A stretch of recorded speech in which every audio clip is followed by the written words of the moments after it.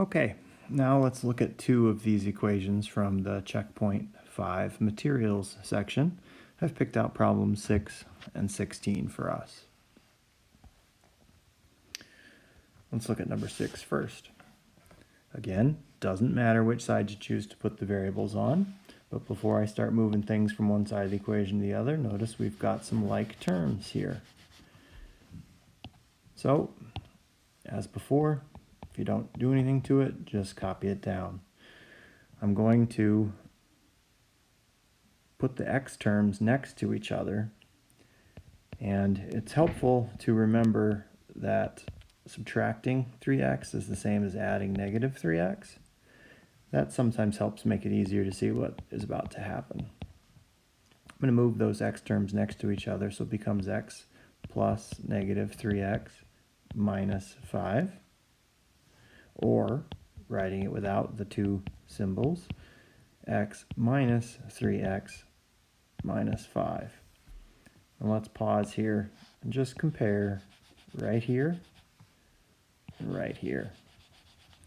If you do, you'll notice that all we really did is we took these two things and swapped their places. Look at that. Okay, so if you're comfortable with that, you can skip these middle steps. If not, do it step by step just like I did. Okay, picking back up with the solving, we've got some like terms on the right. 1x take away 3x is negative 2x. I'm going to add 2x to both sides. Remember, doesn't matter. Put the x's on the left, put the x's on the right, whatever you like. Negative 1 plus 2 is positive 1x. Negative 5 on the left, on the right all by itself. Now we can subtract 2 from both sides to find x equal to negative 7.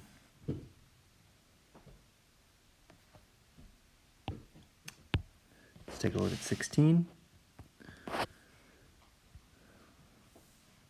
We have, again, on the left, like terms that need to be combined.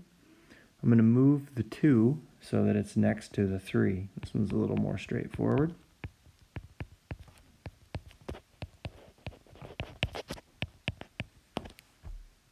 So 5 plus 2x equals 3x plus 4. Just to show you that it really doesn't matter, this time we'll take 3x and move it over to the left. So we get 5 minus 1x equals 4. Now, if I'd gone the other direction with this, instead of this, if I had moved this, I wouldn't have had this minus sign in front of the x. It would have been over here as a plus. But it doesn't really matter. So, this time, we'll subtract 5 from both sides. And we'll pause here again, because notice, this is glued onto that x. It didn't just disappear when the 5 went away. Well, how do we change the sign of something? We'll go from positive to negative. We multiply by negative 1. So it's a subtle step. So I'll write it out.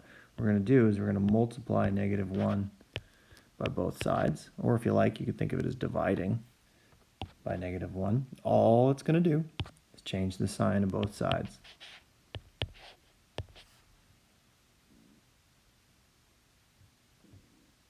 Again, feel free.